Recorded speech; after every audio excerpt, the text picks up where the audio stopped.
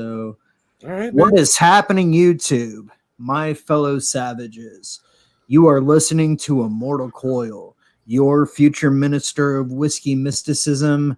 Revolution is my name. Tonight, I have you speaking with the one, the loud, the mouth, the Lord, the only author, Stephen motherfucking Walton. I'm How you never doing? introduced like that. What's hail, Immortal Coil? Hail the chat. I want to let y'all know the reason this man is a half hour late is because of me. I did it. My computer wouldn't work, and I had to reset it, and it was a terrible experience because it takes about 20 minutes for me to restart this thing. Probably could shorten that time if I actually took the time to delete some of these programs, but I usually keep my computer running on 24/7. So, Asshole. I know, and I'm so sorry to everybody. Hail the chat. My bad. That's great. We have exactly one person watching, which is either your mom or mine. Well, I mean, as long as somebody's, I'll call my aunt. Yeah. Yeah. Let's put the link out. Hold on. Let's see what we can do. Yes, sir. Let's see what we can muster. Yeah, and you know what? What will not be cool is if my browser crashes because I start opening Windows right after I restart my computer, because that's a thing. I hate it. I hated Immortal. I need better equipment. I have no excuse now. So we're gonna start a GoFundMe for author Stephen Walton, No. who already has millions of dollars. He's monetized. He's been on the High Council. You know him. You know his voice. You might even know his nuts if you're unfortunate enough. You know, well, I guess that would depend who you are. On the receiver of that. Yeah. Would you have met? God, we met what? Well, just over a year ago. We've known each other for what? Oh, God, 15, 16 months. You imagine when we first started out that you could say that in a sentence? You were on the High Council? That's insane. Well, and you are often fond of, and I'm sorry my dogs have opinions on this. That's okay. Yeah. You are often fond of saying that our particular wave of the Fandom Menace started in the chats of the High Council. And I'm apt to agree. What do you think, sir? I think that I have an affinity for the number 4, to be honest. I've had several, I don't know why, have no idea. I didn't name them all, but I've had several groups, whether it be, DM groups or online groups, playing gamer groups, anything like that. I've always had number 4 attached to it. I don't know what it was. The last one was the 4th room. And it had been years. For some reason, I called it the 4th wave. I don't know exactly why I called it the 4th wave, because honestly, it's like the 3rd, I think, if I was actually going to be chronological with it. And mind you, that was just so I could break down how I was going to create the book. Okay, what era is this? What era is that? And within a 2-year time frame, each 6 months. So it should be 3rd, but I just called it 4th. But you know what? 4th sounds catchier. Although 3 is a better number. It's a sacred number. But it is actually. And if you want to touch on that for a sec, sure. 3s, 6s, and 9s have always followed me around in life. And if I saw a number like that encroach upon my awareness, I knew I had to pay attention at some small level, even if it was just in fleeting. Absolutely. I guess 4 and 7 for some reason are numbers that always follow me around in life, and so I pay attention to them. I pay attention to my instincts. I made that shout out in the Rogue Entertainment chat and asked if anybody had any psychic relatives, guys. This is the channel you talk about that. So, and nobody in Mortal Coil was saying nobody responded, and I was like, you know what? I was really hoping that Jane Theory would be like, my grandma does voodoo because she's down there in that part of the country, and it didn't happen. So, are we calling out Jane now? Is she a hidden mystic? I don't know. No, I don't think so. I think that she's one of the coolest people I've ever met. She has a very lovely laugh. I have to say that. She's mischievous. She's intelligent. She has a serious occupation. She has obviously worked hard to get to where she is in life, and she has maintained that bubbly attitude, and while acquiring a sharp intellect. And so I really appreciate Jane. She's probably one of the realest chicks, if I may say so, one of the most realest chicks on YouTube. And I mean that with love and toxic masculinity. Yes, sir. And it's also one of those things, like, how often have you had to counter your own cynicism in your own life and your own experience, even if you know that that's not the correct thing to do. Like, you have to carry on and be like honorable and choose the higher path and this and that. But maybe it's your own genetics, your own foul mind. Mm-hmm. Geez, sir. It's a hard struggle sometimes. It's a struggle. It is a struggle. I want to say hail to Brad first off, because Brad has been running in our circles. I swear to God, if Immortal and I look at the people we kind of like grew up with on YouTube, and at any point in time, we can see Brad in any of our chats, like even the people we don't have the time to stream with and hang out with because just life. And that is so cool, man. Thank you so much for all the support that you give our channels, brother. And Rouse is out there right now. Thank you so much for showing up, sweetie. I don't know where you came from. I think the Sporky News podcast group. I'm not sure what all I know is I've been seeing you in my chats and I really appreciate it. I see you in Sporky's chat and I love seeing it. Thank you guys so much for supporting these channels, and I'm glad that we entertain you. Hey, you know what? If you got to go to sleep, go to sleep. Catch them on the replay. I'll try and make it interesting. We're going to talk about John Boyega in a little bit. Oh, we got a lot of stuff to talk about. So talk about John.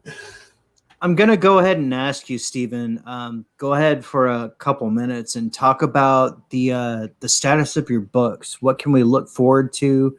What's been coming out? And yeah. I am looking forward first and foremost to hear what the last of my backers, as they receive their books over the next, I'm going to say over the next month, because for some reason, I don't know what it is. I don't know if it's the current condition, the current state of the world and what's going on in different areas, but I hear people that receive a book of mine in like a week and a half when I send it to 3 weeks. So I don't know what's up, especially you international guys. But everybody in America, you should be getting yours. You should be getting yours at least by next week. And international, I guess probably longer than that. But if it's not by next week, and for some reason it's a few weeks, like I have no control over that. I don't know what else to say. I've been battling that since this whole lockdown and everything's been going on. So I apologize for that, and it is what it is, and I appreciate all your patience. The Fandom Menace Volume 2, however, is going to be a much better oiled machine. I was beginning when I started out with Volume 1. I made some mistakes along the way, and it was a learning experience for me. But this time I know pretty much what I have to do, except for setting up a mailing list, which I forgot to do. So I'm going to do that for Volume 3 because I can't remember everything. Sorry. But I've got the Indiegogo is up. It's not on yet. I've got it saved as draft for Volume 2, and you can get Volume 1 and Volume 2 together if you want, if you missed on the original campaign. So Volume 1 was the preface of this whole thing. A lot of this is the criticism that I got for Volume 1 from friend and foe alike. Without reading the manuscript, saying, why am I going to buy a book about a bunch of YouTubers? Well, the thing is that Volume 1 wasn't a book about a bunch of YouTubers. It was setting up the preface the previous years before The Last Jedi, up into The Last Jedi, so that you could get an idea of what's been happening in entertainments across different platforms and in social media, and to an extent, access media, journalism. And so I wanted to have that established, and mostly my words. Wanted people to know that I was giving you this information because I have an understanding of why things are the way they are right now. Now, my understanding may not be complete, and it may not be the same opinion as someone else's, but I've tried as unbiased as I could be to structure the story of the last 6 years in entertainments in a way that you could understand why The Last Jedi was so explosive. And so Volume 2 is mainly a book about a bunch of YouTubers. So I have to admit that this is Volume 2. This is the rise of the rebellion. I'm going to start off. It's going to have a foreword by John Toth speaking about his perspective of the Fandom Menace during this time period. Hail John Toth. going to continue on into chapter 1, which has to be the High Council. That's where it all popped off. That's where the Fandom Menace started. It was a random person in a chat of EVS, and then EVS brought that to the World Class Bullshitters, and World Class Bullshitters has basically been the flagship channel of the Fandom Menace, in my opinion. They have constantly shouted, declare themselves as Fandom Menace since this whole thing kicked off. They constantly work with other Fandom Menace people, and within and without the Fandom Menace, which is something that is a tenet of TFM as far as I see it. You know, we're not about silencing opinions. So even if your opinion is shit, you should be allowed to have it. You know, and we won't cancel someone or not talk to someone just because they have a shit opinion. You know, it has to be something more egregious than that, consistent attacks and moral on character or some kind of real threat. Then it's okay not to talk to somebody.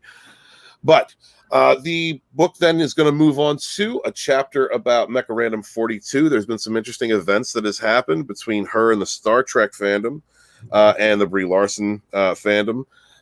Some events that really show the harassment, where the harassment comes from.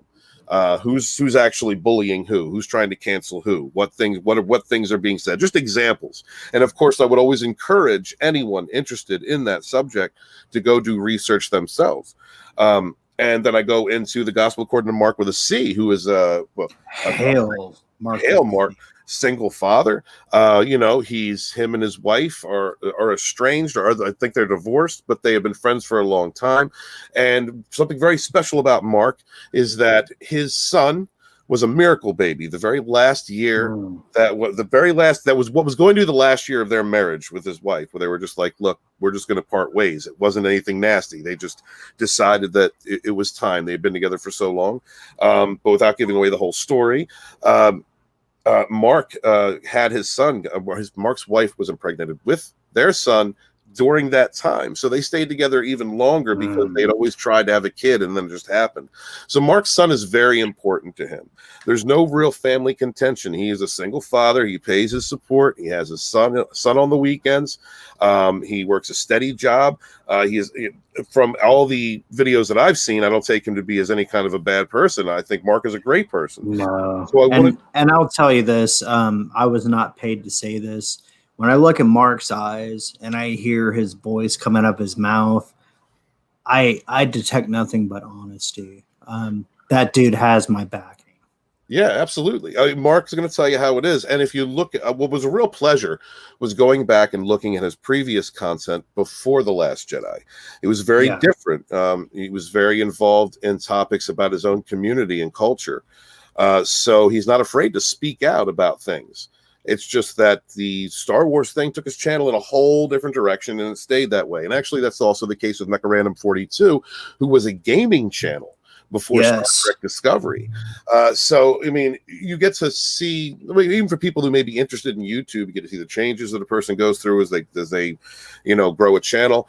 But also these people who, at the same time, and from vastly different backgrounds, all felt the same thing, that this is wrong.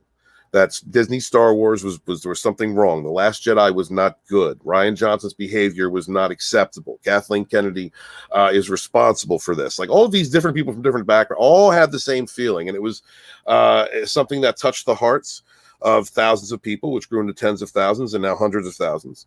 And I see it continuing to grow. It's a consumer movement. This is a customer movement. This is the consumer saying, look, I'm not taking crappy products plus your socio-political jargon, correct ideology that tells me that I'm an evil person because of the color of my skin. We settled that 20 plus years ago. We settled 30, 40 years ago. We settled that already. Men and women are equal. Yeah, we settled that already. There's any problem that exists within this nation and all over the world when it comes to things like racism and or sexism, religious defamation, all of these things, it's always local. It is a local problem. It is a town. It is a county. It is not, it's very rarely something as large as a state, though it has happened. And so those things need to be fought on a local level. And what we have Hollywood extremists, people that are that have just privileged millionaires completely disconnected from the working class, preaching to them about how virtuous they are and how the unwashed masses are just terrible, racist, sexist people. And we have so many problems. And most people are walking around their neighborhoods not having a problem. with any of the people they work with, maybe one jerk or two. Like this is a very false narrative that is perpetuating division, and they are allowing entertainments to be used to show their point of view. They're not thinking about the customer. People who have supported these brands for decades, they're not thinking about the consumer. They're only thinking about themselves and their own perspective and their ideology and what they want to press.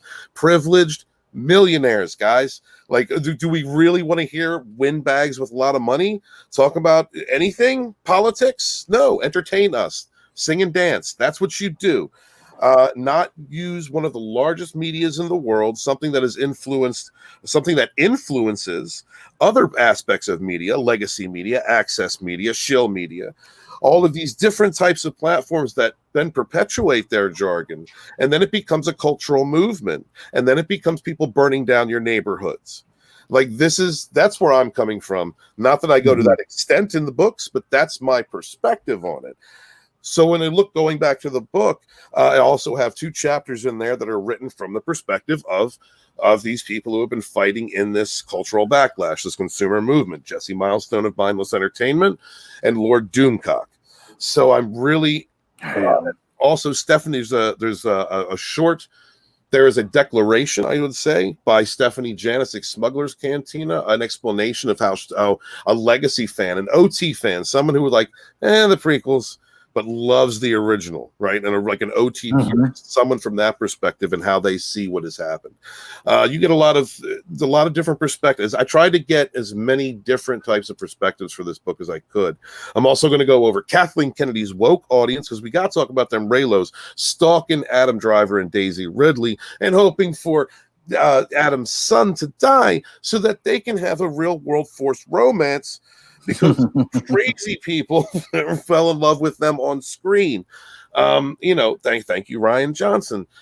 We also going to talk about the different people in Disney Lucasfilm. Like, well, we got to talk about Chuck Wendig. Of course, we have to talk about Kathleen Kennedy a little bit more, because I do cover her in the first book, but there's no sense. There's no need to not add some more material to that, because a lot has come out, and that's where volume 2, that's about the idea of what volume 2 is going to be. I'm looking forward to presenting that to everyone, working hard on it. Drew Taylor, Supreme Heretic, Bounding into Comics. He is the editor for this project. He already has chapters, and I'm just working on creatively some of the other chapters that I have. I want to make sure that this time around, there's nothing slowing it down. I want books in hands by January of 20. I'm hoping by Christmas and New Year's, but I don't want to promise that. So I'm going to say January. And that's where I want to be, Immortal. I learn from my experiences. I tripped a couple times. It's okay. Some people tried to snook at me, but I survived. They can't take me down. Now I am putting out volume 2 with the better knowledge, better experience, more drive, and a little bit of better, honestly, understanding of what I'm doing. So never did an independent campaign. All of my previous works have been released over Amazon. So, it's a different experience when you're doing it all yourself. Well, yeah, it's crazy. You and I have talked behind the scenes about the challenges that came for the first book, legal and otherwise. And it's amazing that volume came out, that tome, as it were. But just as a curiosity, so here I am talking to you, a crystal skull to a Toth. How did you come to pick Toth as your avatar? Toth is one of my gods. Toth is the finger. God of science. He is also the god of scribes. And if you were a scribe in ancient Egypt, which was a very important job, job of high rank, and before you began your work, you would always drip a bit of oil on the oil. God, I can't even talk. You'd always drip a bit of ink on the ground for Toth, like spilling a beer. That was the way you praised him. And so I remember when I was younger, I would write a lot with pencil and pen and whatever I get my hands on. And so I would usually get something on my hands. And I don't know why those two things remind me of one another, but they always did. When I read the Egyptian Book of the Dead, and I was into Egyptian lore for quite a bit there. I was married to a woman who was very much into it. Her name was Akasha. And that was a wonderful 5 years of my life of learning and exploration. And her parents had a vision. No, that was not her original name. No. Oh, her taken name. Yes, that was her religious name, sir. I guess you would say, like Lodonis is mine. And so I don't know. Toth is always spoken to me. I love Egyptian lore. It's one of the oldest ones. I've always liked the ancient lores. No matter what continent they come from, if I have the time to sit down and study it, I will. And we grow up learning about the pyramids, rightfully so. And Egypt, so ancient Egypt. So Toth is my god. So I honor my god because he gives me the strength to put pen to paper and the inspiration and the knowledge. Those things I have to seek out for myself. But hell, we got 4 savage motherfuckers in the chat. All my viewers, whether it's now, I know some people like to listen to this upon the morrow, and that is fine. We have author Stephen Walton, author of the Fandom Menace, all these volumes forthwith. We do have a limited time in the show, so I want to go ahead and respect the dead, as it were. Let's do it. This man right here, Mr. Bozeman. Mm-hmm. Now listen, I neither want to take a supplicative or the opposite. So listen, this was a very good actor. I believe his smile. I believe the light in his eyes. He played multiple roles that were. I'm sorry. I got okay. I got red gaze there for a second. Red Gaze is a humorous motherfucker. If Kerr was here, as soon as you said that, he would have said, "Oh wow, Mortal, that sounds like I really like him." Something like that. Well, and this is the thing, like, while Mr. Bozeman was not the first black superhero, because how many can we think of? I can think of Blade. 4. I can think of Spawn. And what are the 2 others? No, Meteor Man. Don't forget Meteor Man. Meteor Man. That's technically a superhero. Mm-hmm. Oh, and Black Panther. Well, yeah. So, and it's not that they were. Luke Cage. Let's shout out to Luke Cage. How dare I forget him? Fuck. It wasn't a movie, but it was Netflix, but it was a series. Luke Cage was good. I'm sorry. And my favorite black superhero was Lando Calrissian. Yeah. No, and before it gets too silly, listen, I understand that Mr. Bozeman was not the first black superhero, but to people who were born after a certain year, he was the first. So maybe T'Challa was the first black dude that you saw in charge of a continent with vibranium in his backing. Yeah. All that kind of shit. So I'm not going to take that away from him. No, man. Black Panther was a cool character. First, the MCU, all right, no matter what you think of the MCU or which movies, that one movie you like is just done right. It's beautiful. Yes. The way that the way the technology has improved, the CGI, and these actors, I believe that there is a good culture among these actors. I really do. Of course. And I think that stems, honestly, from Robert Downey Jr., because that was the revival of his career. He had no career. It actually took Mel Gibson before he was shamed to bring him up and say, look, guys, it's time to, we all make mistakes. It's time to give him a second chance. And then a couple years later, Iron Man, right? Unfortunately, and I believe that his appreciation of having his job back, as well as fighting to be sober, because that's a challenge for people who have alcoholism or have drug addiction. Sure. But I think that appreciation rubbed off. And honestly, Chris Evans, for all the whack stuff that he says, I believe he's a good cat. I just think that his views are really screwed. His political views are pretty screwed up. But that's whatever. And I actually feel that way about a couple of them. Don Cheadle. Don Cheadle says some whack stuff, but I think overall he's probably a good dude. And I think that culture has just really brought these people together. And I think that Chadwick added to that. We see his actions over the last few years while he was fighting this, and no one knew it. And that video with the kids, the video about the two kids, is just kills me killed me when I watched that about the two that didn't make it to Black Panther, but he had a chance to meet them. They're passing from cancer, or fighting cancer, I should say. So yeah, brother. It doesn't matter. Like, okay, I'm not a person who puts on rosy glasses after someone passes away. I have no problem with there being a grace period where you honor the dead. You should honor the dead. You should do that out of respect for the family, friends, fans, and just like you said, Immortal, there are kids that grew up with this dude as their hero, as their child, as their G.I. Joe, as their Transformers, as their Power Rangers. So we got to respect that. Everything else that can be talked about later, but it's him dying it's a shame. It's a shame, and that's all I have to say about that. There we go. I liked how you said it in the chats. You said, "I feel for his friends and family. I feel for the people around." Yeah. And definitely, as a human, he deserves the respect. He definitely has a place in cinematic history. 43 is too young. No matter how I would criticize, and I will in the future, I'm just not doing it now, some of the things that he pursued or believed Hollywood should be doing.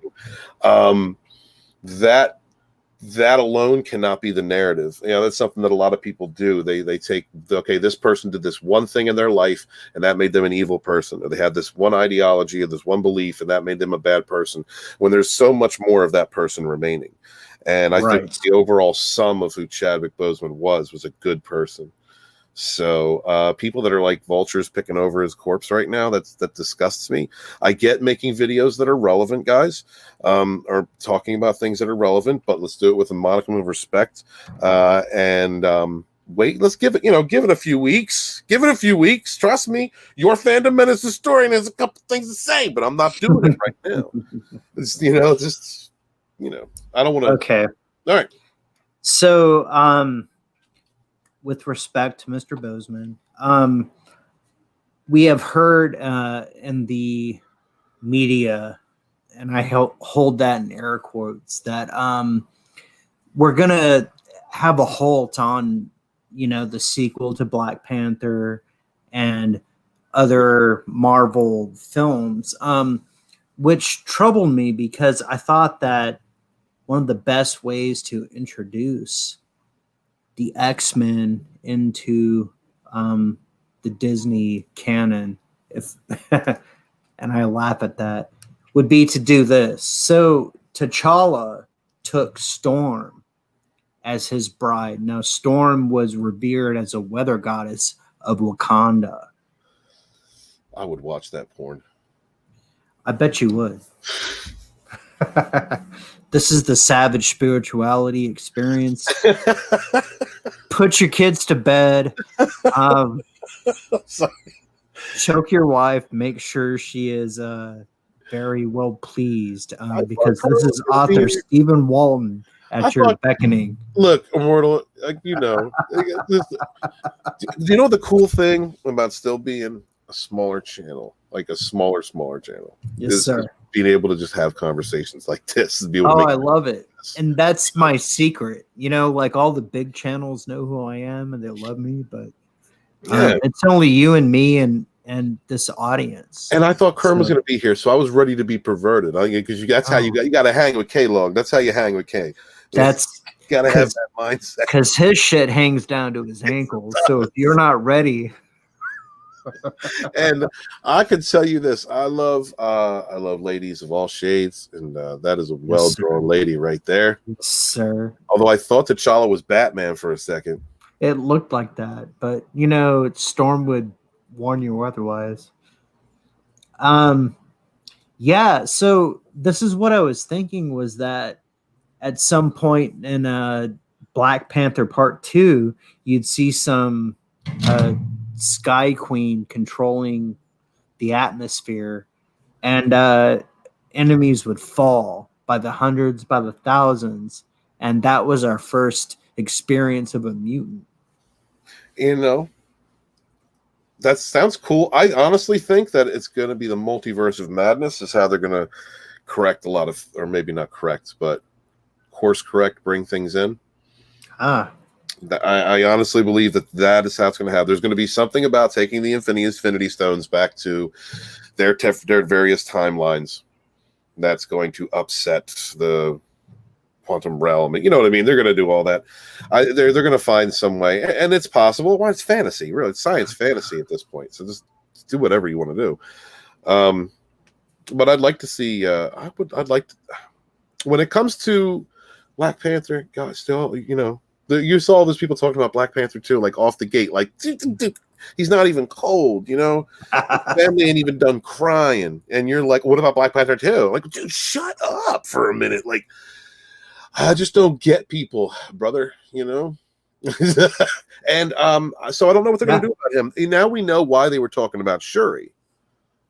Now we understand why. So this has been a long time coming.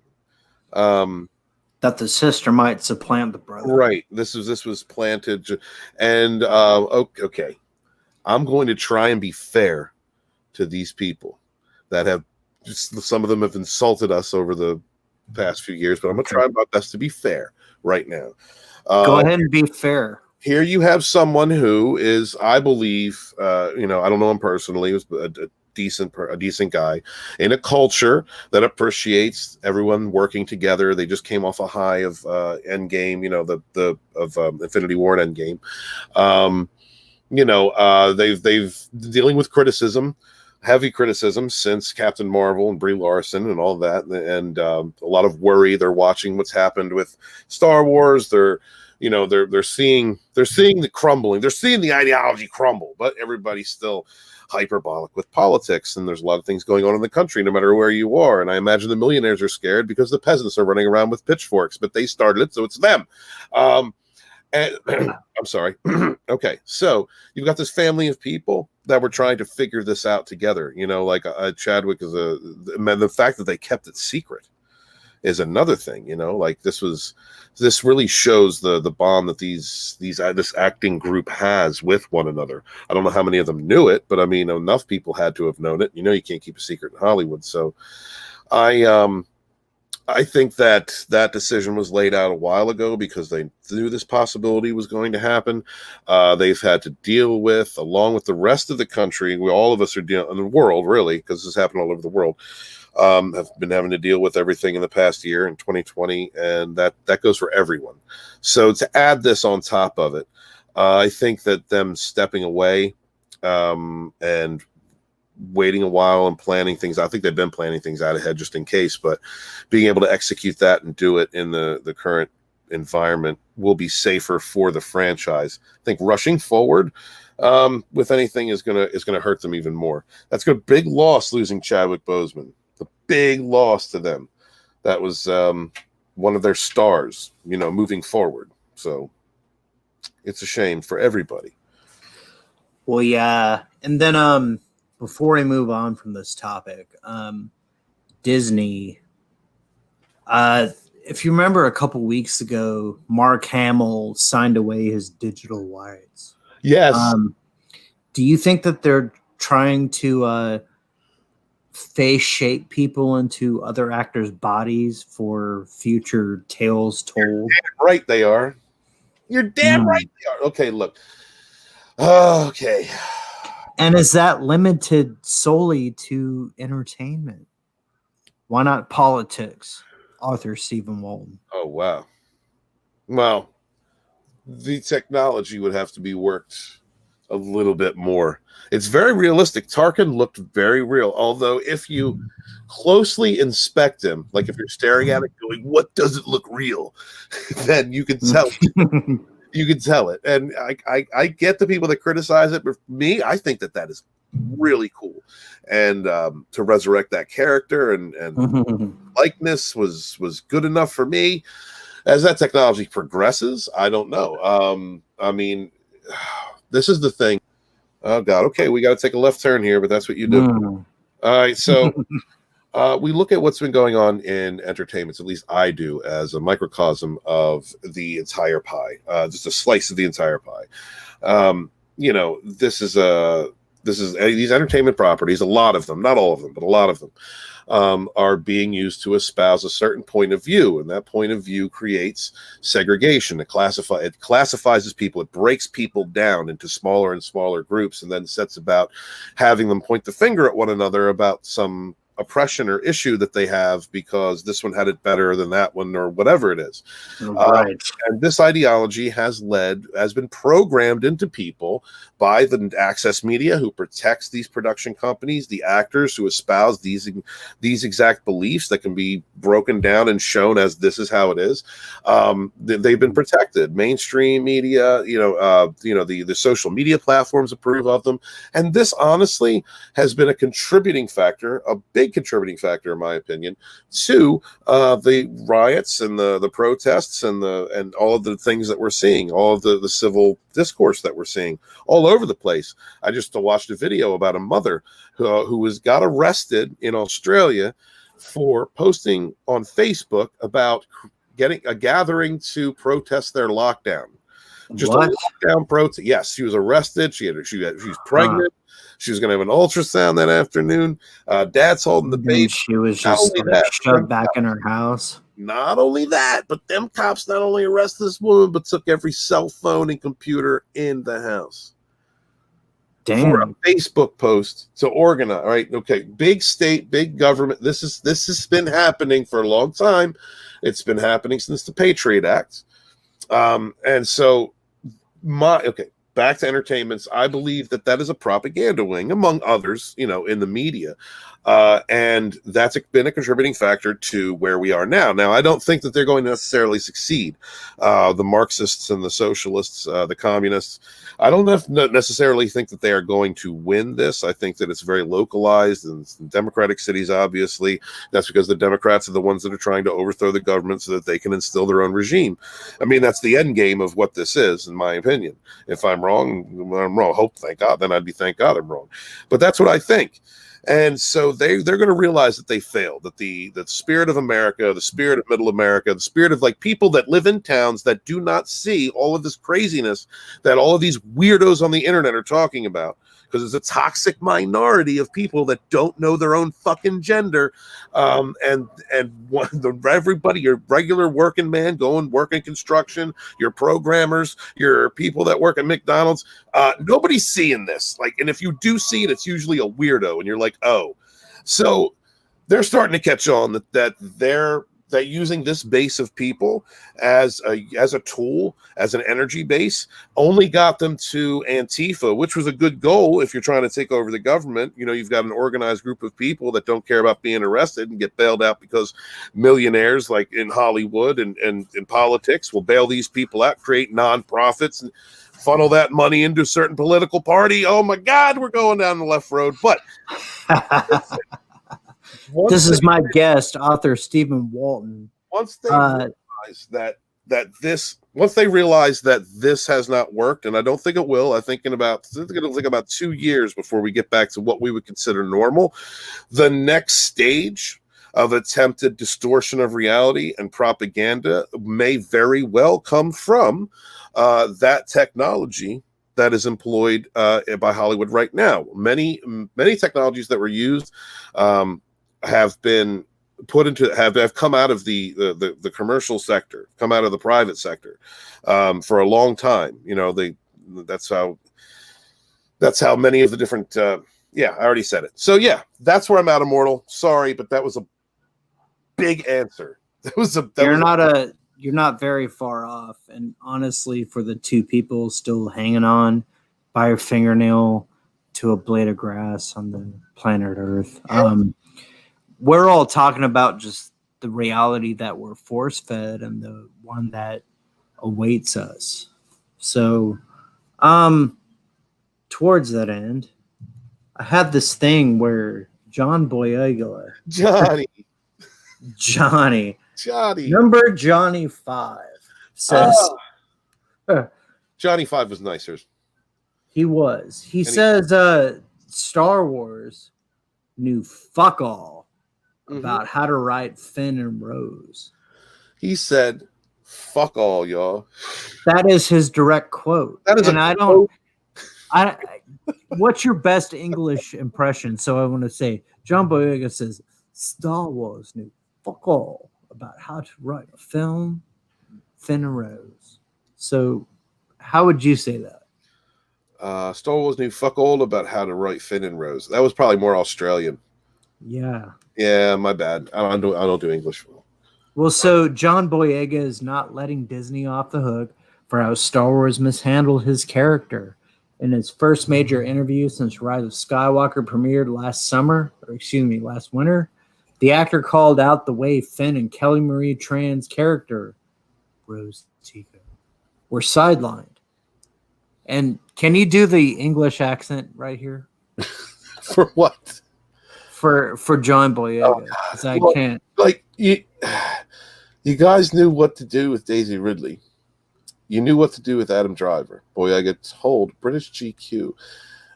You knew what to do with these other people, but when it came to Kelly Marie Tran, when it came to John Boyega, you knew fuck all. That's crazy. So what do you want me to say? Boyega continued. It's a story, guys. No, I'm sorry. Go ahead. Yeah. No, he's like, what they want you to say is, I enjoyed being a part of it. It was a great experience. Nah. Oh, shit. I'll take that deal when it's a great experience. They gave all the nuance to Adam Driver, all the nuance to Daisy Ridley. Let's be honest. Daisy knows this. Adam knows this. Everybody knows. I'm not exposing anything. Well, look, hey, done correctly, giving them all the nuance, giving them like the main story makes sense. It done correctly, Jason Giannisolo. And so John, I don't think John's off the mark. Okay, we were talking about this earlier behind the scenes. So John is not how do I put this? John is a privileged black billionaire who's being oppressed. Yeah, he's somebody said it. Yeah, he doesn't know if he's going to have a job in Hollywood because he supports a racist organization like Black Lives Matter. Even though that is the ticket, that's the golden ticket, that's the woke of the woke. Everyone is capitulating. My corner store capitulated. Everyone bent the knee to this organization, and that's how you get the money. So he's been saying and doing some things that are pretty whack, but out of this frustration, he is dropping some truth bombs that we already know, or that we have already suspected. And even does not matter why a person is telling the truth, but it's nice to hear the truth. Doesn't matter the perspective that they have, but why they say it. I don't know. I'm pretty sure he's friends with these people, but with the climate of Hollywood the way it is, and with all the capitulation that's going on, I am honestly not sure if a person who supports that movement being cool with someone means that other person is cool with their racism. I don't know that, but I suspect that with a few friendships that I have personally. And so it does, like I said, it doesn't matter where it comes from with John, but I'm glad that he's we've been waiting for this. He was good. If anybody in the sequel trilogy cast was going to start saying, all right, Rian Johnson derailed this entire sequel trilogy, was not done well. Kathleen Kennedy did not understand what she was doing, and these people who may or may not have been Star Wars fans before this, being given the promise of being immortalized as a Star Wars character in a major saga, and then giving this kind of production and writing and disrespect to canon and what had come before it. They've got to be mad all the way around. So even if I think that John is a supporter of a racist hate group and has some pretty whack things to say now and again, he may be just as frustrated, and this is his perspective of frustration, at how he was tokenized. He was tokenized by Disney Lucasfilm. Yes. Virtue signaled. Yes. So he has a right to be pissed off, and I'm glad to see that he's speaking out, and I can't wait for more of them to speak out. I mean, Daisy just talked about how she couldn't get a job. Not that in the environment of what we've been dealing with the goof, that like that's not outside. Dude, I can't find work. Like that's not outside the realm. But you know, it's privileged millionaires. Oh my God, I can't get it. I can't get it work. I can't get well, so I have a couple of quick questions. Was John Boyega contractually forbidden to say such things, and has that ran out, or was he just like, fuck it? He's out there. I don't give a shit. He's out I there. don't give a shit. Right. That's what he's out there in the streets protesting. He's watching Antifa and going, yeah, mate. Yeah. You know what I mean? Like, if he don't give a shit about a contract, he doesn't give a shit about nothing at this point. Like, that shows me it may have run out. Those things are possible. But from what I'm seeing on the outside looking in, you know, he's out there with people that are very rebellious, do not care about lockdowns, do not care about social distancing. Not that anyone really should. Do not care about respecting public property, do not care about espousing hateful rhetoric, do not care about promoting division, segregation. I don't believe that morally his compass is set to a position that would respect, an NDA or whatever they call it. Sure. Well, then, I guess the last thing before I move on from this, is there some larger context that these pull quotes could be derived from if he was feeling safe in a journalistic sense? Like if, you know, like if this was just like a tiny little thing in his overarching career. This was the biggest thing in his career. Let's be real. Now, that doesn't mean that his other parts haven't been impactful to some or has given him a measure of fame.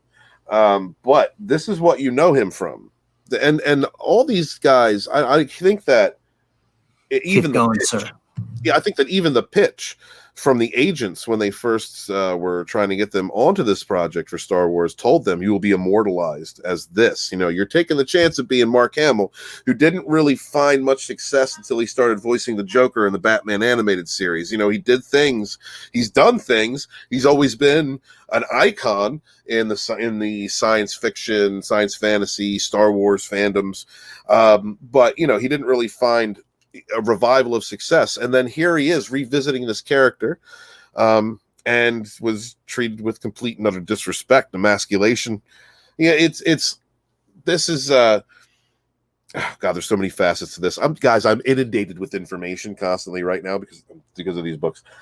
But so they knew this. John knew this going in, and so you can't really I can't, you know, I don't think that he has the right to bitch about that if it were a bitching point for him. I think that his personality is strong enough. I think that he's an alpha type personality, to be honest. So if he feels that he's been screwed, he's going to speak it. He's going to say it, whether there's non-disclosure or whatever agreement that they would have afterwards. For so long, I think that people like Daisy and Adam and those guys, they're still trying to see. Adam Driver actually has a thriving career. He's done many projects. He'll do any kind of project. He's going to take the Harrison Ford route, in my opinion. I think Daisy has the opportunity to do something. I think she's beautiful enough. I know some people don't think she is, but I think she's gorgeous. I'd catch a child support payment for Daisy Ridley. I don't, I think that she has Oscar Isaacs. He's been in stuff before. He's a proven actor. I think he's going to do fine. I just don't know if any of them, if any are going to hit superstardom, it's going to be Adam Driver. I think that to a degree, possibly John feels like because they basically used him as a token, his character, he was just a black dude chasing around. Sure. Like, could you imagine him? Can you imagine? Okay, everybody's checked out John Boyega, right? Like, even if you don't like him, you've checked out a video or something. Yeah. You tell the type of personality he is. Do you think that he really appreciates that his image on the internet right now is the black dude who was chasing around the white girl for 3 movies? Well, and I guess that leads me to my final question on this topic, sir. What is the timing? What is the relevance for this particular story to come out at this particular time? If John Boyega has been pushed back because of his race and his character, why is this relevant now? Because due to the fake pandemic, and that has been pushed upon the public and has cost many people jobs and opportunities and progression in life and created more division and hate. This has really put the entire world into kind of a pressure cooker, or those that are affected by it, which is most of the world. And in our country and in the UK and in Europe, I think it has accelerated the decay of the wall of bullshit that Hollywood and the legacy media have been putting up for years now. I think that John had the coup not happen this year, we wouldn't have heard John speak out about this for another 2-3 years. But just like we wouldn't be getting rumors out of Disney telling, with the stating that the Disney execs are finally realized that if you get woke, you go broke. And I'm sure it's not an ideological change for them. It's just the money. People that sit around in a room wearing suits and looking at graphs are only care about money. What algorithm works? Social justice is trending and has been trending for years and has a really energized base. Well, let's run with that. Oh, that was a mistake. We lost a shit ton of money and respect from the customer. Let's take it in this direction. Those people don't care. All right, your Bob Igers, they don't care. But the people that have been affected by it, especially during the last, there's nothing else to do. All right, we don't have the circus of movies that comes out every single month.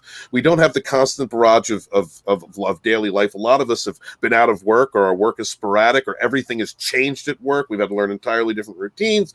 But a lot of people have had nothing to do but sit around and watch YouTube and go on social media and just really pay attention to everything.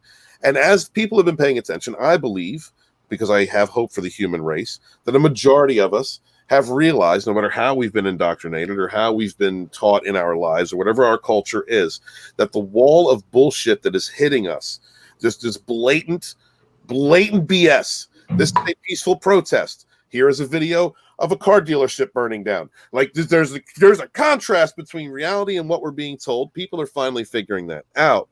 And I also think that goes for people in Hollywood, like John, who, regardless of his personal positions or what he supports, understands that he was used as a token, and that's it, by the corporate masters who don't give a shit about your position, political or social, as long as it doesn't affect their bottom line. And so that's what I think. John just hit the wall. I don't think that would have happened for a couple of years after John would have probably done a few mediocre films, while Adam Driver probably does better and better films. And then he's like, what the hell, mate? So I just think that everything has been accelerated. I think the decay of the only thing that hasn't at this point is Star Trek. I don't know what the hell's going on behind the scenes of Star Trek, but they double, triple, quadruple down. They are just nuts. They're doing anything that they can to piss off the fan base. They're the only ones that haven't figured it out. But I think that Doctor Who's figured out, the BBC. I think that Disney's finally figured it out. We'll wait to see what type of change takes place and how long that change will take. But I honestly believe that it's an accelerated. It was the virus was an accelerant to the decay of all of the false narratives that are going around politically, socially, ideologically. What the fuck is happening, my fellow savages? My name is Immortal Coil, your future minister of whiskey mysticism. Today we are talking with author Stephen Walton, the most vocal and the most, assholio, the most beer-ridden. I think I'm an asshole. I know. Well, are we those assholes? I want to appreciate everybody who has been hanging on for this very final moment. This man is very free with his opinions, and he has written a very beautiful book. We have one more final topic before we let you go for the evening. All right. And I want to let you know that both of us have you latched on by your beard whiskers. So I'm trying to grow. I'm just figuring, you know what? I'm going to grow it out once and see how it looks. So we want to give you a fair warning. We'll talk about this topic for maybe 5-10 minutes with no spoilers, but then we're going to go full savage. My friend and fellow savages, this thing, you've seen this, sir. I have. Funny story about how I saw this thing. Okay. So I went to go see Tenet, and I sat. Oh, I'm sorry.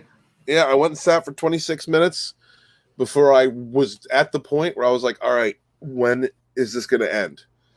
I didn't catch me at all. Not from the opening scene. None of it. I understand. If you think it's cool, awesome. I am going to go back and rewatch it. But I'm paying for Bill and Ted, and the reason is that I left that theater because it was so just that I had no interest whatsoever in Tenet, and I found a theater that was playing Bill and Ted 3, so I watched that, and I was pleasantly surprised. Really happy with the nostalgia. For what it is. I'm a Bill and Ted fan. This was. Did you see it from the beginning, or was it like part way in? Saw it from the very beginning. Saw the entire thing. Okay. So yeah, I had it was fun. I liked. I mean, there's nitpicks that can be made. If you go in to Bill and Ted 3 looking for problems, you're gonna find them. That's what it is. But if you go into Bill and Ted 3 as a how many decade-year successor to the original two, and you just take it in, it's an homage to a lot of the first two films. It kind of it runs in sync with them. There's an argument trying to be made about it being woke, but it's not. It's not woke, for God's sakes. It just is what it is. It was almost a joke about being woke, and we'll get to that in a sec. I want to talk about this, like, let's do a non-spoiler. So I'll try to do. Yeah, so we find Bill and Ted, and they are 25 years removed from their triumphant concert. They are losers. Let's be real. Yeah. They are losers. They have come So- full circle. Yeah, go ahead. Yeah. Yeah, no, I was just saying, like, they've come full circle. They're they never We greet them in the opening scene, and they're playing a wedding show. Like Adam Sandler, the wedding. I'm gonna, you know what? I can't say it. I can't say it if you haven't seen it, and if you're a fan of the movie. But just the wedding itself, what the wedding is for, it's just great. Yeah. So So you get a couple of tugs on nostalgia there, but the song and how they perform it at the wedding. So you can sense. What was that thing, Immortal? You know what that thing is? What instrument is that? It's called a theremin. So and this is the thing that, like, back in the 40s and the 30s, you can wave your hand in front of, and it when like Doomcock. Listen to his opening theme, and it's like. So you can do that with, like, your hands in front of a metal pole piece, and there's like a round circle at the bottom. Google theremin. That's what it is. All right. Well, I thank you. That you have given me enlightenment, because I had no idea what that thing was. I know. I should try to find it and share it. You know what? And you know what, dude? Bill wearing the flannel around his waist, like, that was me. That was me, bro. I was when I saw him dressed like that, I was like, oh man. Oh yeah. I haven't thought about doing that in decades now, but, like, yeah, that was me, dude. That was the boots, jeans, flannel around my waist. Heavy metal t-shirt. That was it. Well, so I had a couple of conversations about this.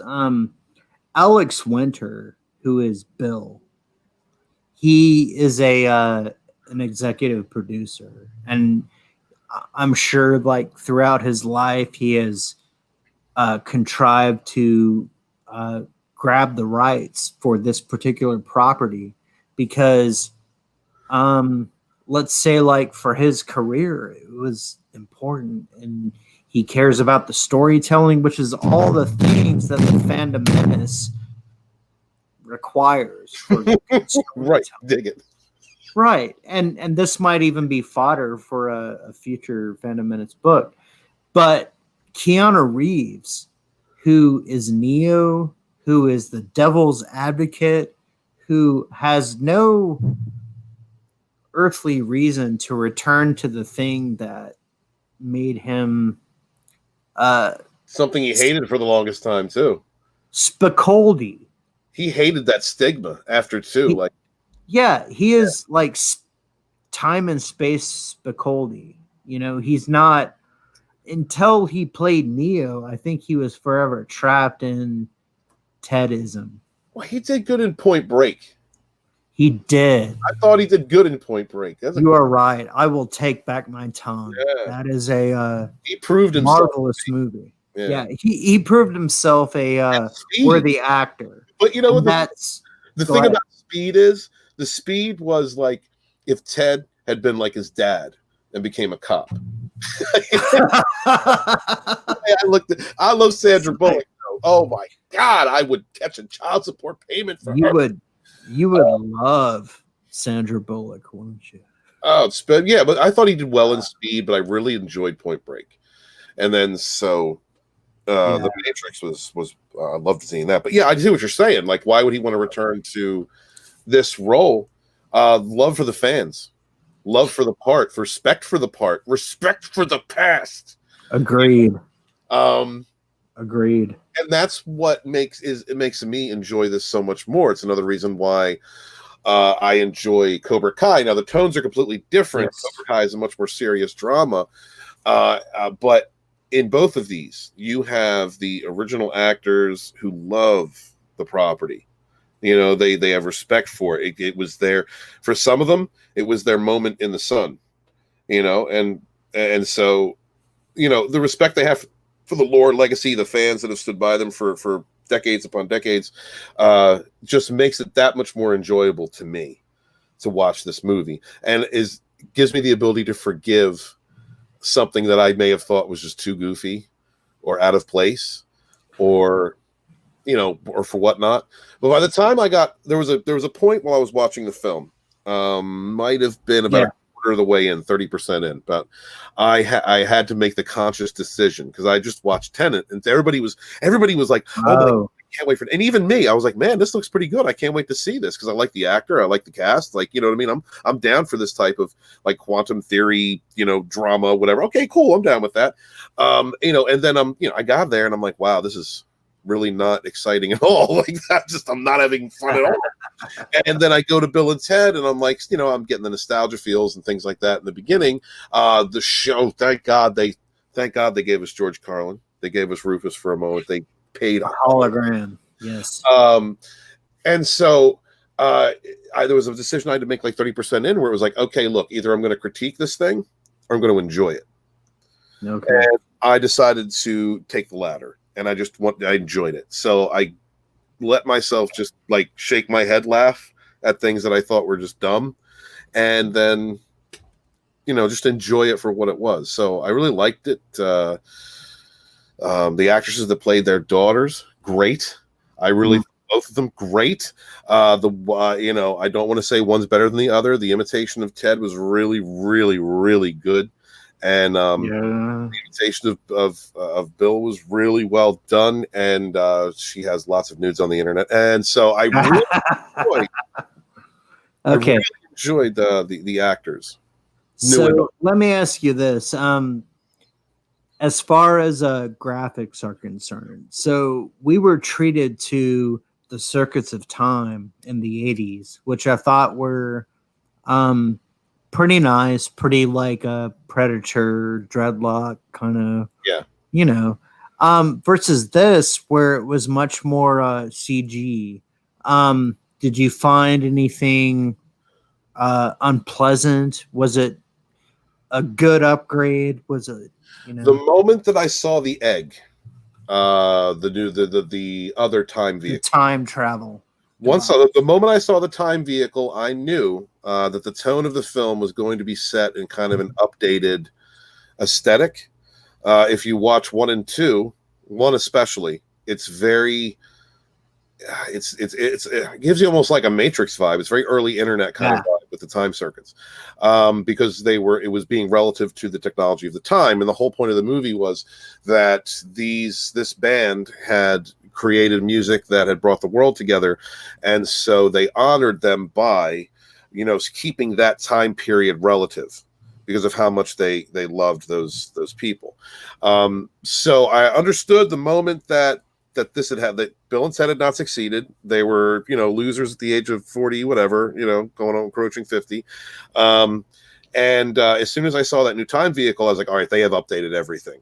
Everything is going to be more 2000 teens, or, what they think 2020s are going to look like, in as far as the aesthetic. And that's what happened. And that's how they updated it. So I was fine with it from the get. I was like, okay, yeah, that makes sense. Okay.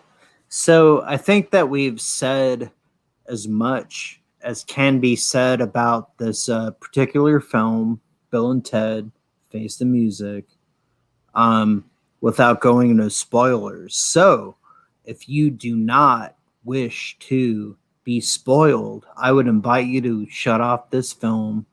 Go ahead and watch Bill and Ted Face the Music. Unfuck yourselves.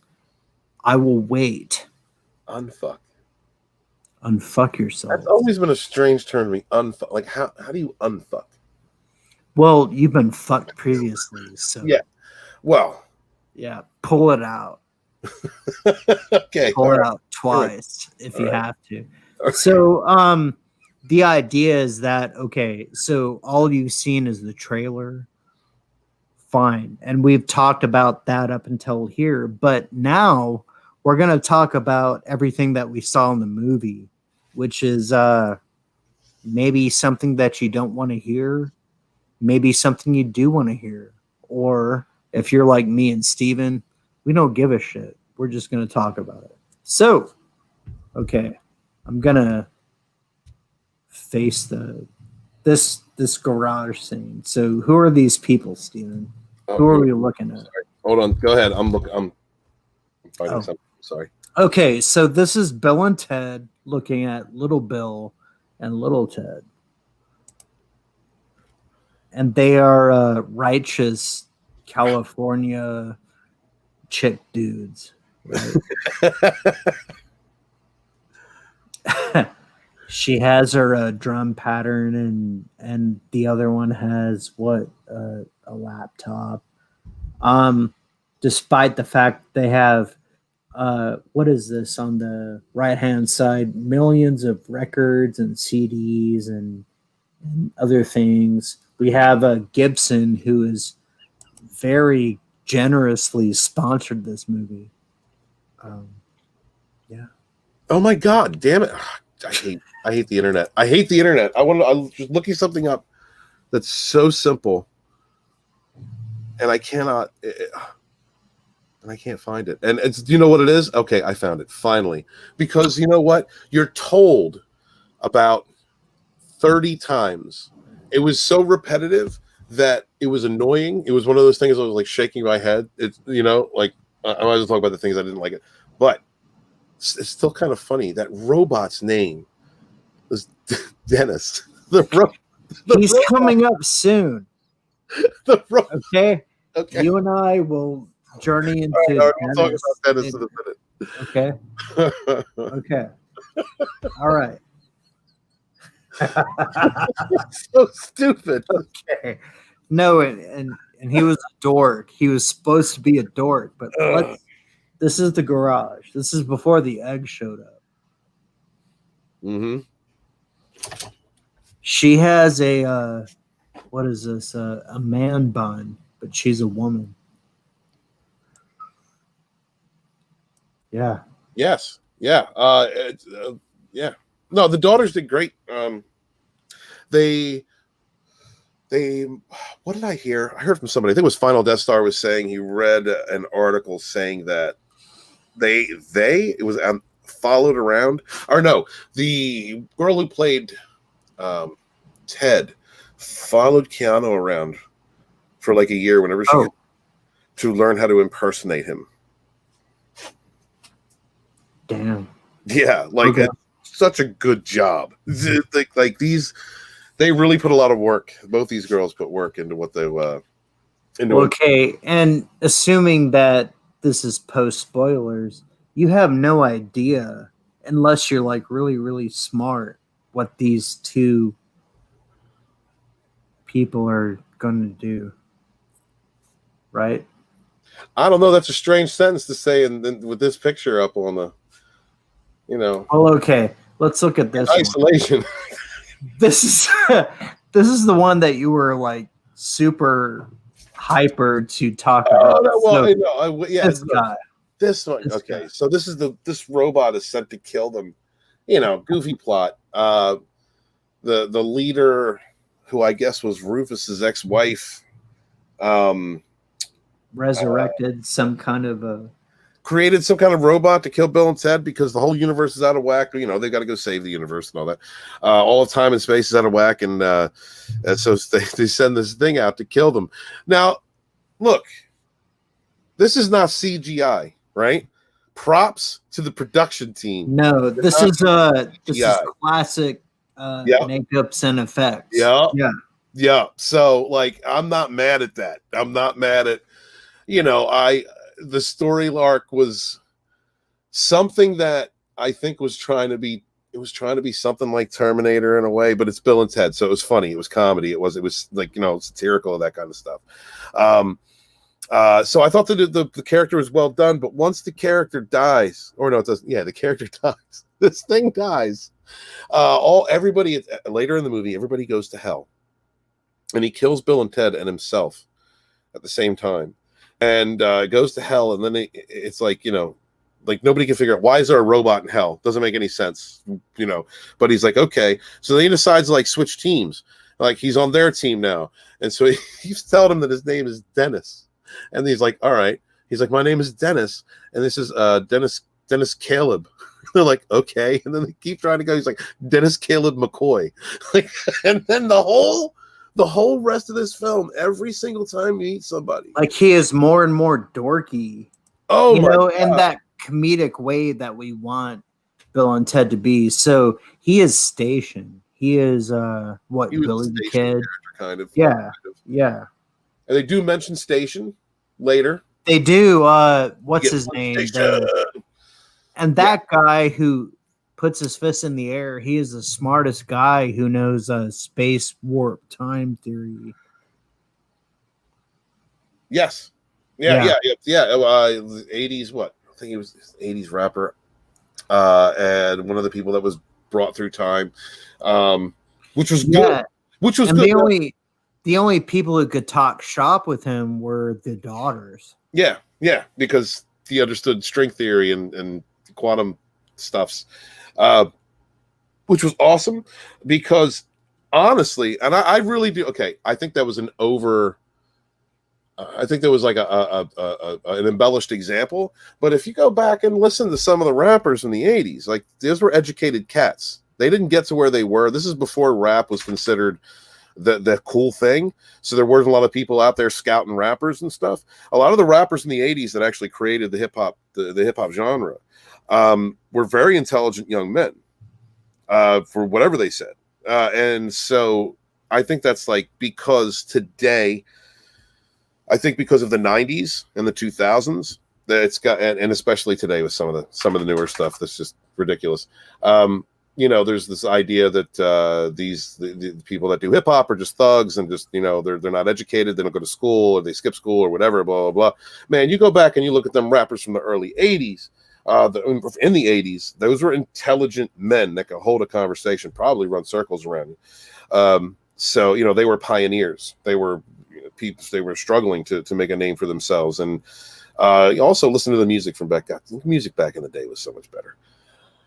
Sorry, that was a tangent, but this is Bill and Ted. We're talking about music. So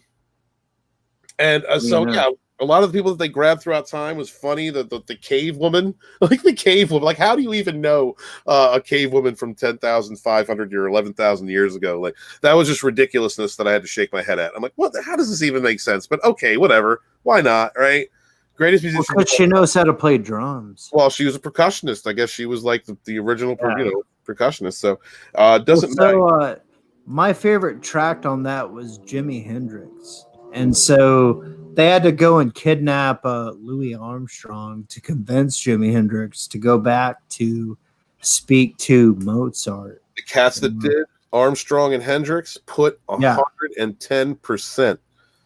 110%, and you could tell they were enjoying it the whole time. There must have been a culture on this set that was just like, let's just do it, dude. Let's just have fun and do it, because everybody in the cast seemed very relaxed. Almost everybody seemed very relaxed. Yeah. The actress that played Rufus's daughter, I have no problem with that actress, that comedian. I have no problem with her at all. That's the one thing that was kind of out of place. Well, do you know who she remind me of? And keep talking. I hope I can find her. Keep going. That was the only thing that seemed out of place to me. Although, like, I'm not disappointed by her performance. I'm not upset that she was there or anything. I got none of that. But could have been, maybe it could have been someone else to carry on that legacy. The nod to George Carlin definitely helped, and I'm glad they did that. And they even had him in the credits. They had Rufus, George Carlin, in the credits, which was really cool. Yes. Little things like that, that show love. So yeah, I mean, like, there's very few critiques that I would make, but I really enjoyed seeing Death again. Whatever my problem with Dennis McCoy. Keep going. Whatever my problem with Dennis Caleb McCoy and him saying it over and over again was completely washed away when we saw Death again. Original actor. I love this actor. He's been in so many movies that I've liked. Shawshank. And I am surprised that he has not aged. Like, he looks the same. Oh, that's makeup, bro. He's aged. That's makeup. Well, because Keanu looks. I'm sorry, Keanu. He looks like shit. Keanu looks like shit. Yeah, but that's what he looks like without makeup. Yeah. You know what I mean? Death looks the same. Like to me. Like I wanted Skeletor in the second movie, but he didn't look like that. He looked like this guy. He looked like the Cure with no hair. Oh, yeah. Well, okay. Well, I think that actually he looks better in this one.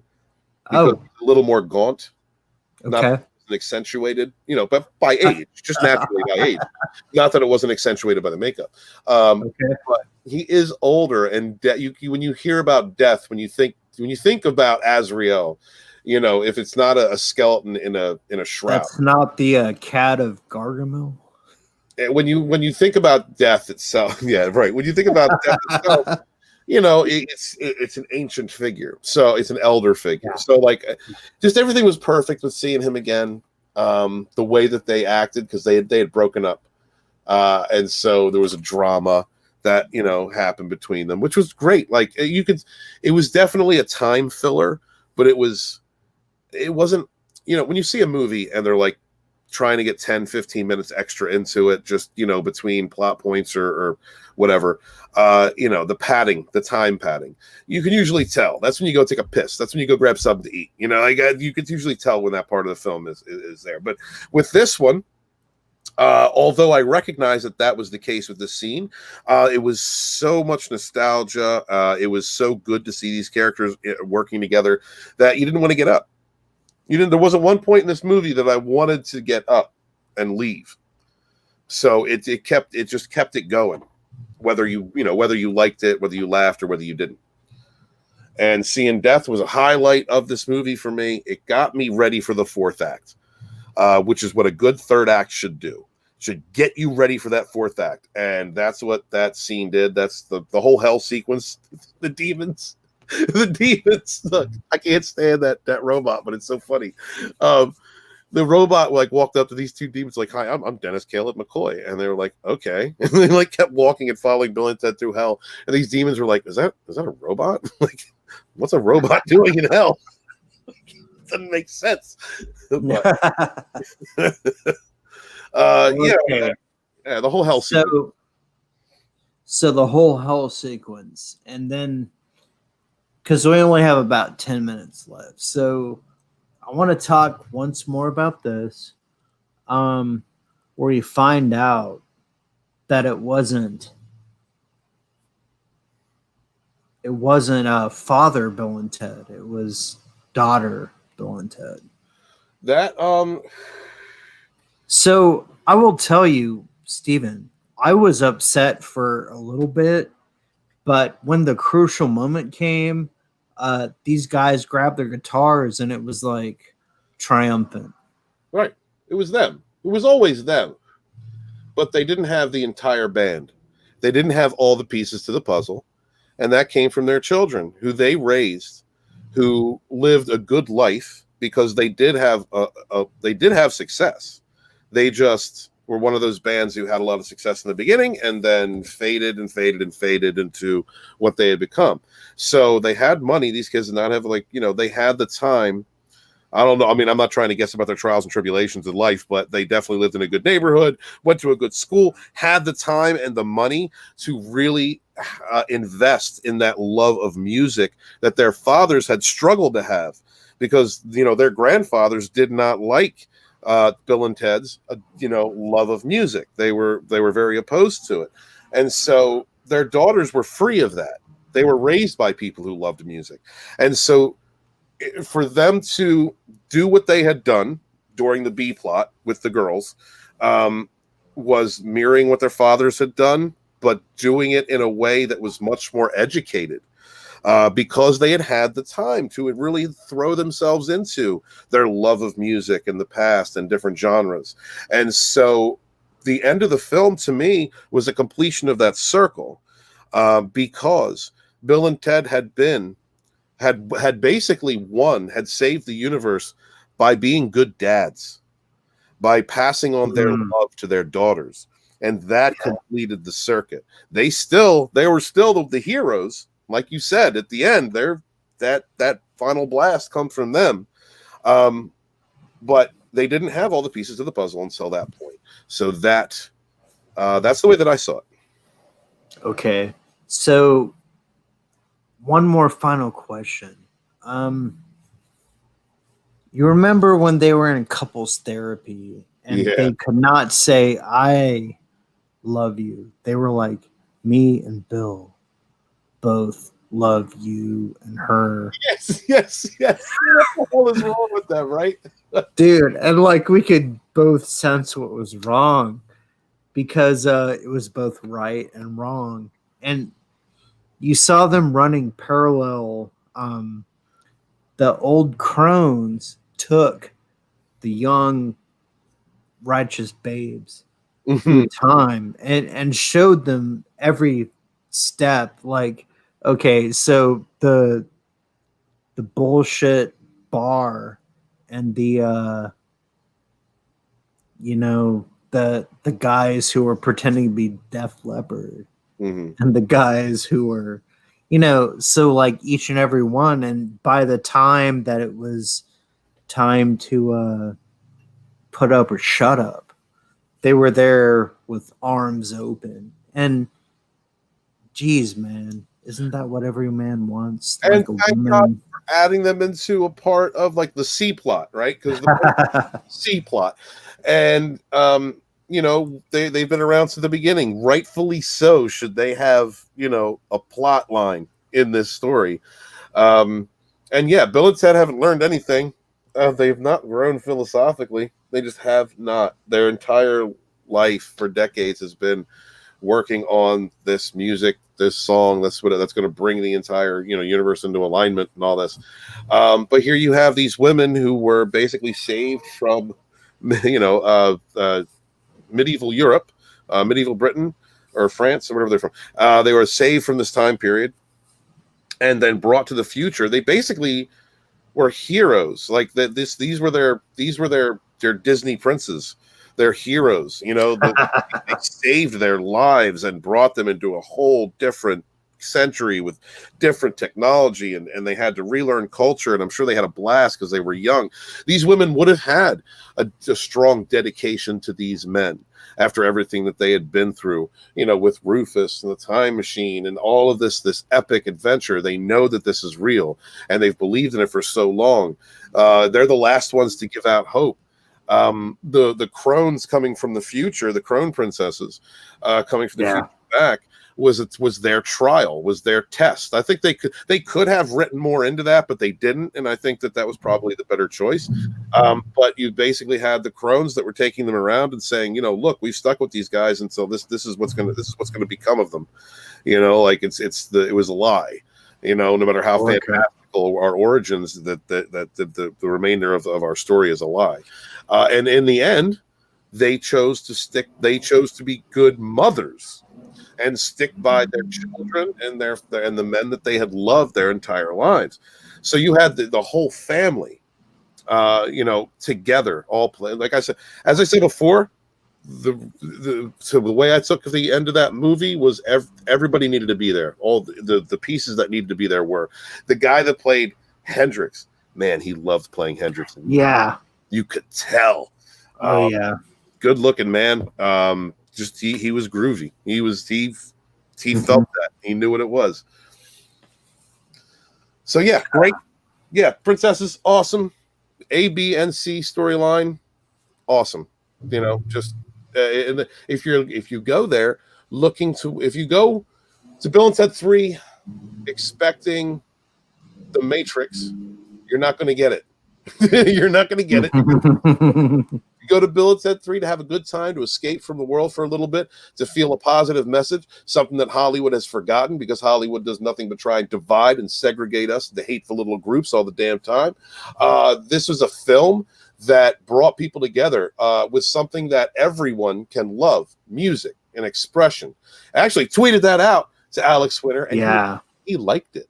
So that shit. Yeah, that was pretty cool. I tagged him and I tagged Keanu's official account in it, and I told him, I said, "Thank you. This is what we needed. This is just fun, something to remind us something we all can love and we all can come together about, which is musical expression." Well, and I like that so if you want to get esoterical about it, mathematical truths and musical truths are not that far removed from each other. No, well, music is math. Yeah, just like electricity and magnetism. Those are things that are universal. And if we're going to align the planets, and if we're going to invite higher intelligences to our experience. That's true, but from what I understand, Immortal, the buzz around social media is that math is racist. So we're going to have to look at all of these different things. Really? Yes. Okay. 2 + 2 can equal 5. So really, yes, it's a racist thing. And so we're going to have to re-examine, you know, the pyramids, the Stonehenge, you know, like all the ancient stuffs, because they might actually be they came from racist math. Did they? Okay, because I thought the Egyptians were slaves.